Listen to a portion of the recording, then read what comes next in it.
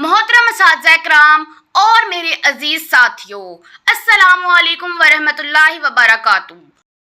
आज मैं आपके सामने एक नहायत अहम मौजू पर तकरीर पेश करने जा रहा हूँ, जिसका उन्वान है टेक्नोलॉजी के फ़ायदे और नुकसानात।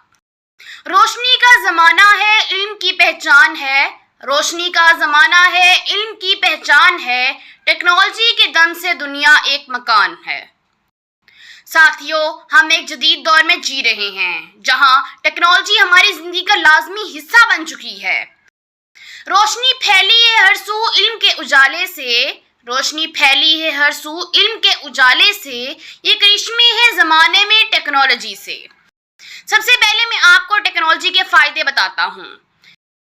किताबों का ज़माना गया, अब गूगल है साथ। किताबों का ज़माना गया, अब गूगल है साथ। मगर इम्तिहान में भी हो नेट बंद तो क्या है बात। टेक्नोलॉजी ने तालीम हासिल करना आसान बना दिया है। हम घर बैठे इंटरनेट के जरिए इल्म हासिल कर सकते हैं। डॉक्टरों के लिए इलाज करना आसान हो गया है। नई मशीनें और दवाएं मरीजों को शिफा देती हैं। जहां दूरियां लम्हों में सिमट आती हैं, बात हो जाती है दिल की एक बटन दबाने से। मोबाइल फोन और कंप्यूटर ने दुनिया को एक ग्लोबल गांव बना दिया है। हम दूर बैठे अपने प्यारों से बात कर सकते हैं। मेहनत आसान हो जाती है, फासले मिट जाते हैं। मेहनत आसान हो जाती है, फासले मिट जाते हैं। जिंदगी सजती है टेक्नोलॉजी के दिए जलाने से। खेती बाड़ी और सनतों में भी टेक्नोलॉजी ने तरक्की की है। अब काश्तकारी जदीद मशीनों की मदद से की जाती है, जिसने इस काम को आसान बना दिया है। लेकिन साथियों, टेक्नोलॉजी के कुछ नुकसानात भी हैं। नेट गया तो लगता है क़यामत आई। नेट गया तो लगता है क़यामत आई। सांस रुक जाए मगर नेट ना बंद कर भाई। मोबाइल और कंप्यूटर का ज़्यादा इस्तेमाल बच्चों की आंखों और सेहत के लिए नुकसानदेह है।